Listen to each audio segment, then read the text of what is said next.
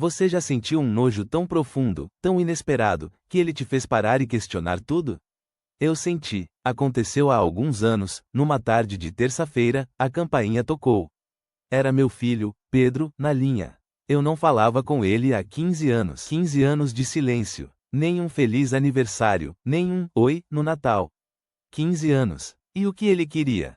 Dinheiro. Mais uma vez. Não para uma emergência, não para um problema real, mas para um investimento, como ele chamou. Senti um frio na espinha.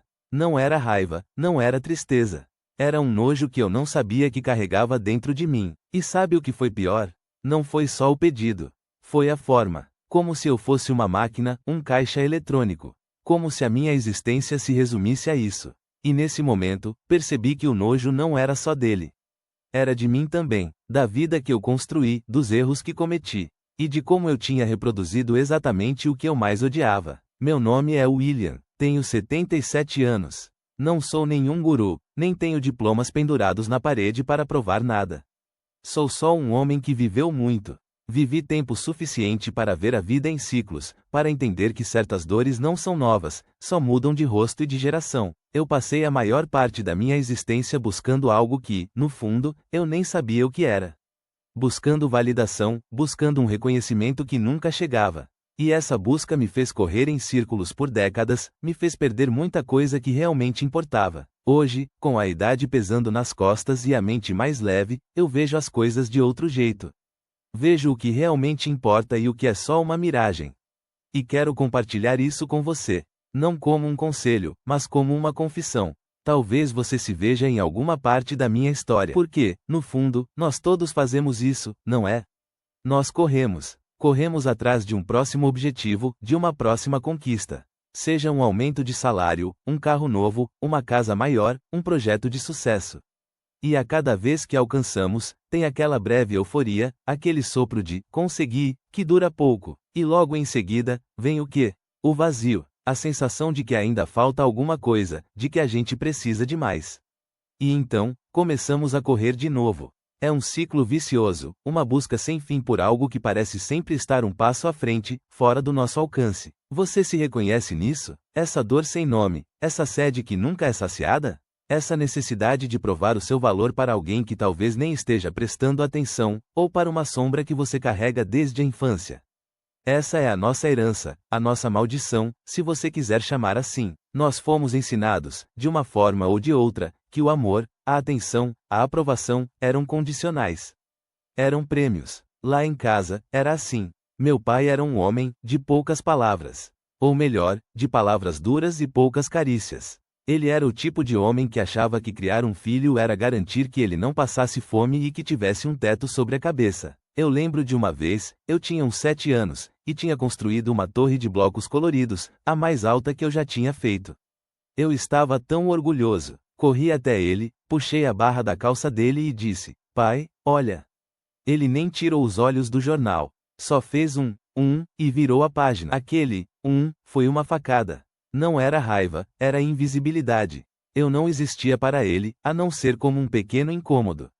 Aprendi ali, sem que ninguém me dissesse, que o que eu fazia não importava. Que o meu esforço não seria visto. Que o meu valor não era intrínseco. Eu aprendi que, para ser notado, eu precisava ser excepcional. Eu precisava de algo grande, algo que ele não pudesse ignorar. E assim começou a minha corrida. A corrida para ser o melhor na escola, o melhor no esporte, o melhor em tudo que eu colocava as mãos. Eu queria que ele dissesse: meu filho é um orgulho. Queria que ele me olhasse com aqueles olhos que ele reservava para os negócios, para as coisas que ele considerava importantes. Mas esse olhar nunca veio. Nunca. E essa falta, essa ausência, se tornou o motor de toda a minha vida. Uma dor sem nome que me impulsionava. E eu consegui. Se consegui. Construí uma carreira sólida, cheguei a cargos de chefia que muitos almejavam. Tinha o carro do ano, a casa na praia, o relógio caro no pulso.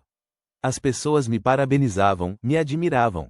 Diziam: William, você é um homem de sucesso. E eu ouvia. Eu recebia os elogios, mas era como se eu estivesse assistindo a um filme sobre outra pessoa. Por dentro, eu sentia nada. Um vazio tão grande, tão profundo, que doía.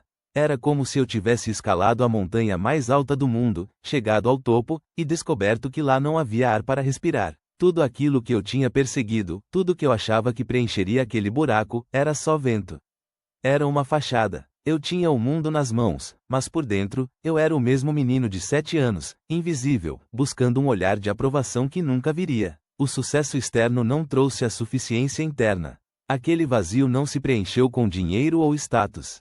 Ele continuava lá, me corroendo, me lembrando da minha insuficiência, da minha vergonha de não ser o suficiente. E esse padrão, essa busca incessante por validação, não ficou só no trabalho. Ele se espalhou para todos os cantos da minha vida. No meu casamento, eu era o provedor. Eu dava tudo materialmente, mas estava emocionalmente ausente. Minha esposa, Maria, ela tentava se conectar, tentava me puxar para conversas mais profundas, mas eu fugia. Eu não sabia como. Eu não tinha o vocabulário emocional. Eu não sabia o que era ser vulnerável. Para mim, vulnerabilidade era fraqueza, e fraqueza significava ser ignorado, como meu pai fazia. E com meus filhos, meu Deus, com meus filhos. Eu reproduzi o que eu mais odiava. Eu os amava, à minha maneira torta, mas eu não sabia demonstrar. Eu estava sempre ocupado, sempre correndo. Eu esperava que eles fossem os melhores, assim como eu fui cobrado para ser. Eles me viam como o provedor, o homem de sucesso. Mas não me viam como um pai presente, um amigo, um porto seguro. E o Pedro aprendeu que o pai dele só servia para dar. E quando ele precisava de algo, ele vinha. Sem carinho, sem conversa, só a transação. Exatamente como eu aprendi com meu pai. Conheci muitos homens na vida. Alguns como eu, correndo até o fim. Lembro do Carlos, meu colega de trabalho. Ele tinha uma vida que parecia perfeita por fora. Sempre com o carro mais novo, a roupa de grife. Mas os olhos dele, os olhos do Carlos eram vazios. A mesma sede insaciável que eu conhecia tão bem. Ele se aposentou com uma fortuna, mas morreu um ano depois, sozinho, sem ter desfrutado de nada. A corrida dele nunca parou, nem mesmo quando não havia mais linha de chegada. Ele morreu exausto, sem nunca ter encontrado o que buscava. Mas também conheci o José. O José era um vizinho. Tinha uma vida simples, uma casa pequena, um carro velho. Mas o José tinha uma coisa que eu não tinha: paz. Ele passava as tardes no jardim, conversando com as plantas, com os pássaros. Os olhos dele brilhavam quando falava da família, dos netos. O José não tinha o sucesso que eu tinha, mas ele tinha uma presença. Ele estava ali, de corpo e alma, em cada momento. Ele não precisava provar nada para ninguém. Ele era suficiente. E isso, meu amigo, é algo que eu só fui entender muito, muito tarde na vida. A verdadeira liberdade não é ter tudo. Não é não ter preocupações. A verdadeira liberdade é não precisar de nada que venha de fora para se sentir completo. É a suficiência interna. É saber que você é valoroso, não pelo que você faz, mas pelo que você é. É estar presente. Presente na sua vida, presente com quem você ama. É conseguir sentar em silêncio e não sentir aquele vazio te corroendo, aquela necessidade de preencher o tempo com algo, qualquer coisa, só para não ter que enfrentar a si mesmo. É olhar para o seu filho e ver um ser humano, não uma extensão de você, não um projeto a ser moldado, não um reflexo das suas próprias faltas. É vê-lo como ele é, e amá-lo por isso. Essa é a verdadeira riqueza. A gente persegue essas coisas externas porque, lá no fundo, a gente tem medo. Medo de não ser bom o suficiente. Medo de ser invisível, de não ser amado. E esse medo é uma herança. Ele nos foi passado, muitas vezes, por pais que também carregavam os seus próprios medos e as suas próprias feridas. Eles nos ensinaram, sem querer, que só seríamos aceitos se fôssemos algo. Se tivéssemos algo, e a gente compra essa ideia. A gente acredita que o próximo diploma, o próximo cargo, a próxima casa, vai finalmente calar aquela voz interna que diz: você não é o suficiente. Mas essa voz não se cala com coisas de fora. Ela só se cala quando você vira para dentro. Quando você começa a se questionar: o que eu realmente busco? O que eu realmente sinto? E o mais importante, por que eu estou correndo tanto? Eu demorei 70 anos para começar a fazer essas perguntas. Não precisa ser assim para você. Não carregue essa dor sem nome por mais tempo. Permita-se sentir. Sinta o vazio, a vergonha, a culpa, a raiva contida.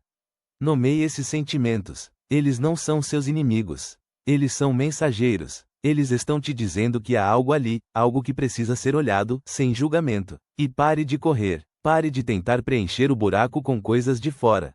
O que você busca está dentro. É a sua própria suficiência, a sua própria presença. É o reconhecimento de que você, exatamente como você é agora, já é o suficiente. Empty Script Line. Compartilhe este vídeo com ele. Talvez a minha história, a confissão de um velho que demorou demais para entender, possa acender uma luz para ele. Talvez possa dar a ele a permissão para parar de correr, para começar a sentir, para começar a viver de verdade. Obrigado.